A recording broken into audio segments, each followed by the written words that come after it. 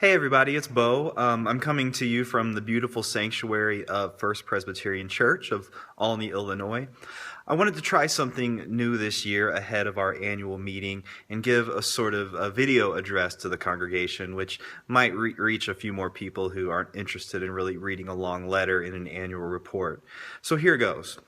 The mission statement that we adopted earlier this year claims that we are called by Christ to do three things: to love God, to love one another, and to love our community.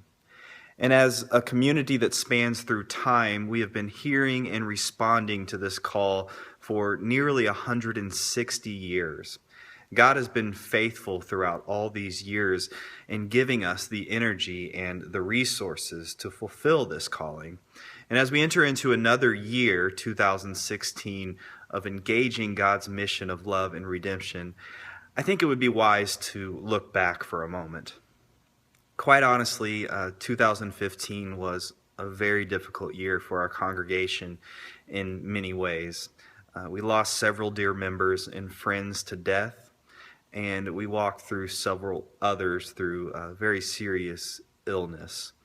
The grief that we've all experienced as a result of this over the last 12 months has been painful, and it's been very confusing. We've leaned on others for support during this time, and at the same time we've been trying to be the support that other people can lean on. Inevitably, seasons of deep loss like this cause congregations, communities to lose their bearings a bit and begin to question their resolve in the mission that they've been called to. But I think as a pastor, I've been incredibly amazed by the depth of care and the depth of support that you all have shown in carrying each other's burdens with so much grace, just like Paul talks about in the 6th chapter of Galatians. It's a real gift to serve such a selfless group of people. Yet in the midst of the difficulties of the preceding year, I think there's also much to be thankful for, as there always is. God has given us so many experiences of grace and love, and so many opportunities to share this grace and love with other people over the last year. Though our mission statement makes distinctions between, for example, loving God and loving one another and loving our community, there really is no way to separate the three. Yet there are moments where we might emphasize one type of love over the others while recognizing that all three truly do go hand in hand. So I want to name a few of the ways over the past year that we have emphasized each of these particular types of love and the ways that we might continue to do so in the future. So first is loving God. I think our weekly worship gatherings are a regular reminder of the good news that God is at work in our midst. These gatherings each week are a chance to remember that we are children of God and followers of Christ. And we are called to be salt and light, not losing our flavor, like Jesus talks about in the Sermon on the Mount. We're called to be that salt and light in this world, in the real world, outside the walls of the church. And worship reminds us of that. So in the next year and beyond, I pray that we look for and we practice more and more ways to provide that space for more and more people so that they can experience the joy and the beauty and the grace and the beautiful things that we've experienced as we worship God. Second is loving one another. When I think about how we love one another, I think immediately of Wednesday Night Grace, our midweek ministry. I think it's such a unique type of gathering in our society because there are very few places where people of all ages and abilities can come together and share a meal, very good meals by the way, and deepen our faith in God.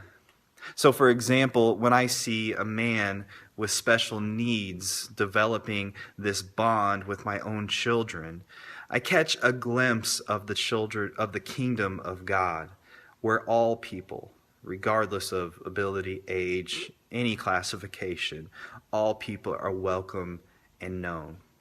This is more than just a Christian education program. Wednesday Night Grace is a vital part of who we are as a congregation. And finally, loving our community. I truly see everything we do as an extension of God's mission. From opening up the church building to community groups to helping install new windows for a family who can't afford it, to mentoring students, to spending quality time with our own families. We're not necessarily a program-oriented church like many are, but I think that's a good thing in a world that is, well, I guess overly programmed. Instead, we look for the places in which God is already at work in our world. And then we roll up our sleeves and we get involved. This year, this coming year, 2016, I think one of the big ways that we can do this together is our first whole church Build Community project. As you know, Build Community has been going on for several years now, and we've yet to really come together as an entire congregation and focus on one particular building project. And so we're going to do that this year.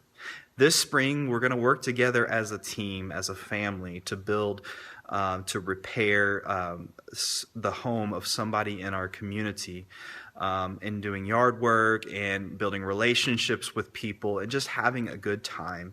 It will be fun. It will be a meaningful experience for our entire congregation. So I hope you plan to set aside some time this spring to do that. I think this video would be incomplete if I didn't mention just how grateful I am for all of your support throughout Amber and my adoption process. We could not have made it through the stress and the complications of the past few years without your prayer, without your support, without your love. I know I've said it countless times before, but Asher and Avery are so extremely blessed to have all of you in their lives. And in a few months, when we welcome them formally into God's community through baptism, I'm so thankful it will be here in this sanctuary. Thank you so much. And may God's peace, may God's love keep us and guide us. Amen.